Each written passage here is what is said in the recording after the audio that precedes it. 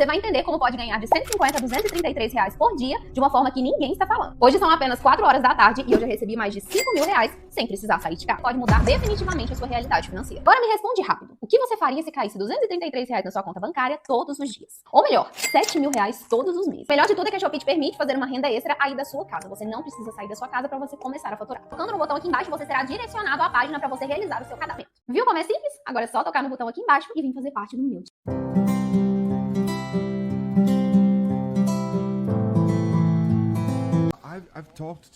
Eu falei com algumas pessoas da Palestina, ou pessoas cujos pais são palestinos, eles vivem no Brasil, e essas pessoas me disseram uma coisa muito interessante sobre a qual eu nunca tinha pensado. Que a Gaza é uma prisão a céu aberto. Eu ouvi isso de palestinos. Você gostaria de comentar sobre isso? Isso é verdade?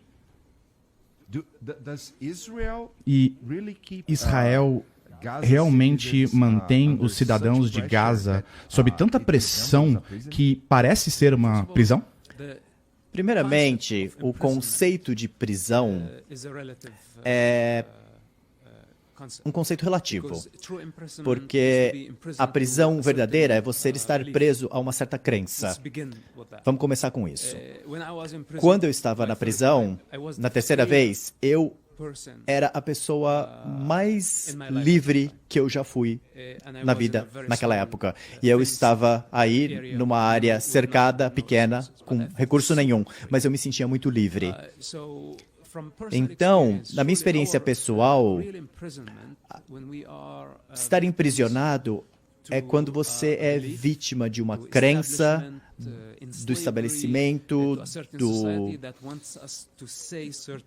quando as pessoas querem que você faça ou diga certas coisas como um escravo. Isso é uma parte de estar emprisionado. Se eu falo sobre um pequeno território ali de Gaza, sob um lockdown, é verdade. Mas a gente já se perguntou por quê? Por que isso? Por que essa prisão? Por cerca de 17 anos, a comunidade internacional pediu para que o Hamas fizesse uma coisa: reconhecer o direito do Estado de Israel existir como membro das Nações Unidas. E o Hamas recusou completamente. E, na sua opinião, isso é um absurdo, a existência de Israel? Para o Hamas, o Israel não tem direito, apesar de ter cerca de 10 milhões de pessoas que nasceram naquela terra. Eu não estou falando de imigrantes, eu estou falando de terceira ou quarta geração de imigrantes, mas não importa de onde vieram seus ancestrais. O que importa é que eles nasceram ali naquele território. E eles não são apenas uma certidão de nascimento, eles são seres humanos, eles têm os direitos de terem nascido lá e estar lá. Então são 10 milhões de pessoas, o Hamas quer que essas 10 milhões de pessoas sejam realocadas. Não importa para onde eles vão. Então essa é a mentalidade do Hamas. Com isso, nós temos aí o cerco de Gaza, que se tornou uma prisão. Por cerca de 17 anos, o povo de Gaza tem sido inútil, sem poder nenhum para conseguir lutar contra Hamas e falar: olha, Hamas, vocês não nos representam. A sua ideologia é trazer a fúria do diabo nas nossas cabeças. E nós simplesmente queremos nossa liberdade. Em vez disso, eles votaram para o Hamas. Em vez disso, eles não lutaram a luta boa para se emancipar. Então, esse tipo de consciência coletiva, nesse tipo de prisão, por isso que eu falei que você está preso a uma crença, a uma ideologia, a uma política. E então, ao governante, eles têm medo disso, eles têm algo a perder, eles têm medo de morrer. Então, o resultado dessa doença é a prisão. E falando disso, eu diria que as pessoas em Gaza, por mais que elas tenham votado pelo Hamas, eu acho que não foi bem uma escolha, né? É como você disse, eles têm medo, eles têm coisas a perder, eles podem morrer. Então, votar pelo Hamas talvez daria a eles algum tipo de sobrevivência pelo menos por um tempo. Então, eu não acho, sei lá, eu não estava lá, né? Mas eu acho que não foi bem uma escolha, né? Porque o Hamas parece ter uma forma muito boa de doutrinar as pessoas, como você disse. E é uma força cultural tão grande que faz com que as pessoas realmente acreditem que se eles não concordarem com o Hamas, talvez eles sejam algum tipo de traidor ou alguma coisa assim, então eles tiveram que votar pelo Hamas. E talvez se ajoelhar perante a vontade deles. Então, pensando dessa forma, você acha que as pessoas, os cidadãos que moram em Gaza, realmente gostariam de se livrar do Hamas? Os palestinos? O Hamas foi eleito antes da grande guerra contra Israel. Então eu não consigo imaginar como Gaza mudou aí com o passar do tempo. E o impacto de 5 grandes guerras, onde milhares de pessoas morreram por causa do Hamas e por causa desse jogo do Hamas. Como assim, jogo? Bom, esse jogo, essas apostas, o que é isso? É, por exemplo, crianças que passam fome, e aí você pega todos os recursos que você tem e vai para um cassino. Bom, nesse caso, no Hamas, eles estão apostando com o sangue dessas crianças. Quantas crianças precisam morrer para que nós possamos atingir aí os nossos objetivos ideológicos? É por isso que eu falo que eles estão jogando, apostando com o jogo das crianças. Na prática, é isso que eles fazem. Eles não se importam com quantas crianças vão morrer. O jogo do Hamas, se você entende que o Hamas não é um grupo nacional, eles não estão lutando representando uma causa nacional, eles não estão lutando para representar a subocupação oprimida. Basicamente, eles são selvagens, bárbaros, um grupo ideológico que está lutando uma guerra santa religiosa contra uma outra etnia ou contra um outro grupo étnico. E aí você entende que eles não acreditam em fronteiras políticas, eles não se importam com quantas pessoas vão morrer, porque se eles estivessem lutando pelos palestinos, por exemplo, eles se importariam com os palestinos sob a causa palestina. Mas como eles estão usando os palestinos para alguma outra agenda religiosa inspirada pelo Irã, que está 2.000 quilômetros de distância, será que eles realmente se importam com quantas crianças vão morrer? Claro que não. Então, o momento que a gente entende a natureza verdadeira do Hamas, que não é uma organização palestina nacional política. Ao contrário, é um movimento ideológico, religioso, que está seguindo agendas externas. Aí a gente entende que as crianças de Gaza são pegas no meio desse fogo. Então, você quer dizer que, em outras palavras, as causas são geralmente voltadas para o povo, e quando você protege uma causa, você, no fim das contas, quer proteger as pessoas, proteger vidas. E o que você está tentando dizer é que as pessoas não importam porque a causa é mais importante do que as pessoas. Para atingir um objetivo que não é tangível, não é concreto,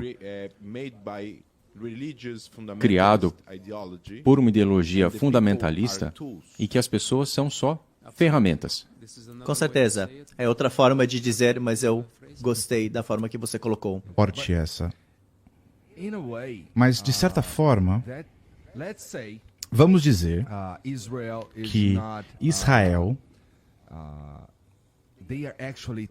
esteja de fato tentando ser o dono daquela região, como eu ouvi algumas pessoas afirmarem. que Israel nunca tenha parado de expandir e que na verdade isso não seja um perigo de Israel. Eles estão juntando mapas, né? Você já viu essa história de combinar mapas? Eles juntam os mapas da região palestina durante o período do governo otomano. Mas não tinha Palestina, né? Eu sei, mas eles fazem isso para criar essa mentira. Então eles colocam o mapa da Palestina durante o domínio otomano, que não era ainda Estado palestino. Depois, o momento da Assembleia Geral, do plano da partição, depois as fronteiras de 67, que são um pouco menores, e depois colocam o mapa da Autoridade Palestina, que é, na verdade, o primeiro território que foi governado por líderes palestinos na história. E também trazem as vítimas da Síria, que foram mortas há muitos anos, e falam, essas são as vítimas de Gaza. E as pessoas não sabem a diferença. Só vê gente morta. Mas quantas centenas de milhares de pessoas morreram na Síria? 400 mil? 400 palestinos morreram na Síria durante aquela guerra. Então você pega uma imagem da Síria e fala que isso está acontecendo em Gaza agora. E essa é a propaganda do Hamas. E o resto do mundo fala, nossa, meu Deus, mas não é verdade. Isso não é Gaza. Esse é o jogo. Tá, mas o que você disse agora há pouco é que algumas pessoas afirmariam que é justificável, não justificável, mas que Israel tem o direito de continuar essa expansão, certo? Eles se importam muito mais com as nossas crianças, então vamos dar terra para eles. Vamos deixar que eles, sei lá, assumam essa terra que não é deles. E algumas pessoas diriam isso, né? Deixa eu te falar uma coisa. Em 1947, antes do estabelecimento do Estado de Israel e antes deles fazerem parte da ONU e o reconhecimento internacional desse novo Estado, as Nações Unidas e a comunidade internacional deu aos árabes a chance de construir um Estado palestino e um Estado árabe ao lado do Estado de Israel. E agora nós estamos falando de um pedaço muito pequeno, é uma faixinha ali no mar Mediterrâneo, é como se fosse a praia, aí tem a montanha e pronto, só isso. Eu consigo ir do Mediterrâneo até o rio da Jordânia. Se eu for rápido, eu consigo passar por ali em 1 hora. Esse é o tamanho, é uma coisa muito curtinha. E as Nações Unidas achou uma ótima ideia. Fala, olha, nós vamos fazer 2 estados, 2 países, 2 etnias, num espaço assim pequenininho. Bom, digamos que eles fossem gênios com essa ideia aqui. Com certeza eles nunca estiveram lá, estavam lá longe, não sabiam do tamanho, quantos quilômetros quadrados tinha aquilo, e eles simplesmente decidiram o futuro de várias gerações. Bom, se essa tivesse sido uma ideia inteligente, por que os árabes não aproveitaram a oportunidade e construíram o Estado palestino lá em 1948? É uma ótima pergunta. Essa é a primeira pergunta. A segunda é... Eles falaram, não, primeiro nós temos que destruir o Estado de Israel como condição para construir um Estado palestino.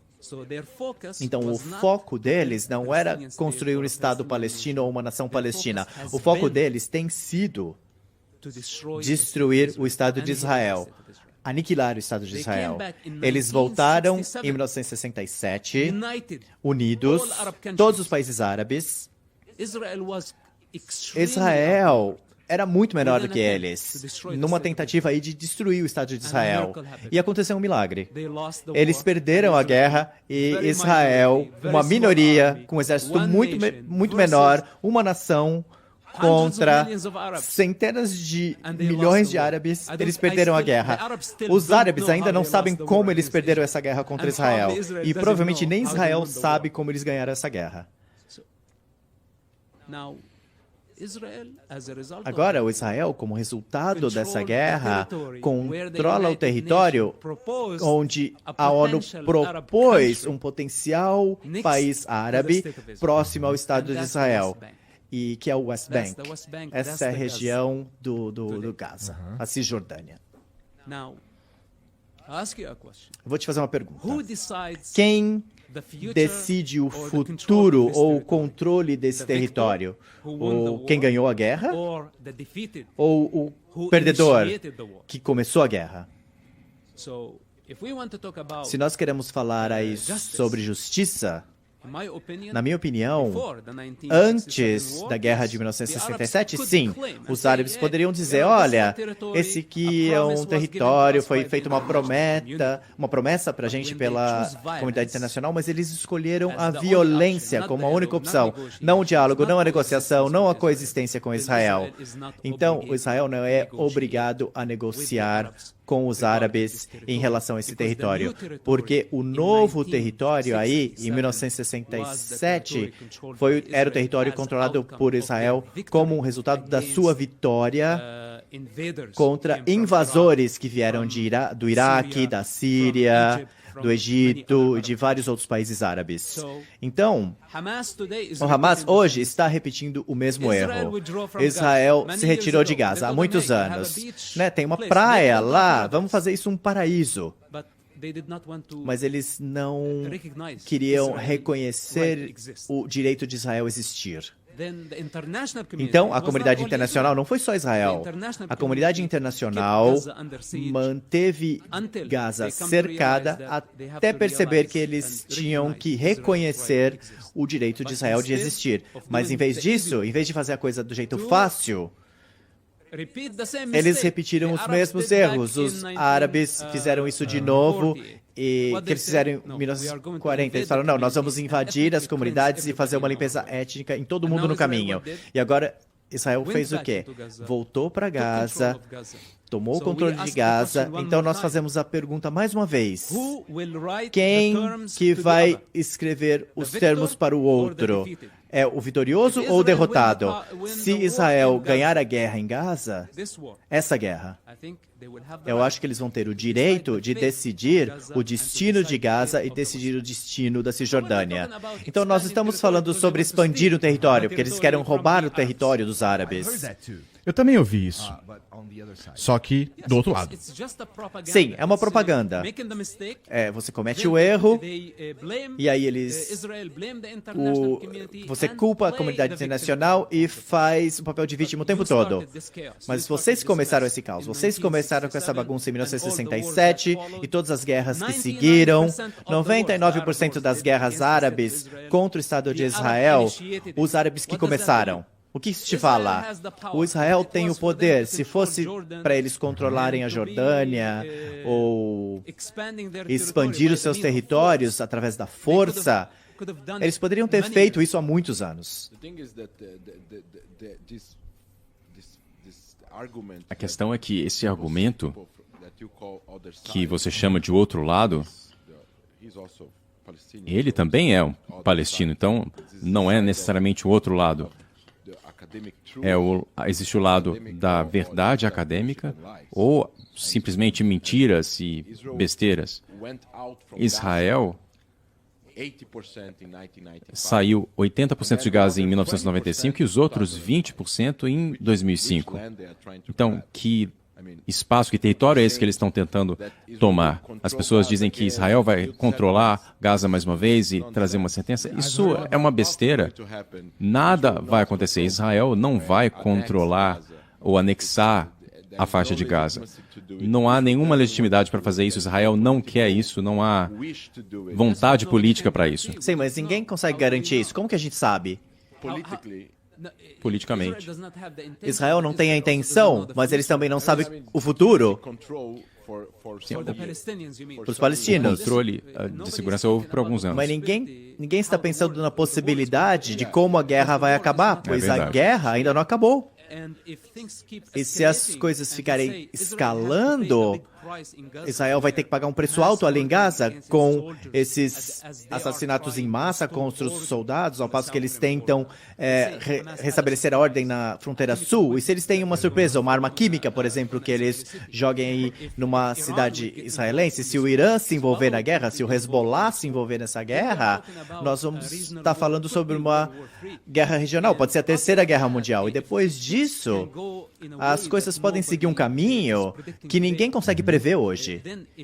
Então, se o preço que o Israel tiver que pagar por causa dessa guerra aí é muito alto, eu tenho medo que talvez tenhamos que realocar os palestinos em Gaza, na Cisjordânia, e não dá para...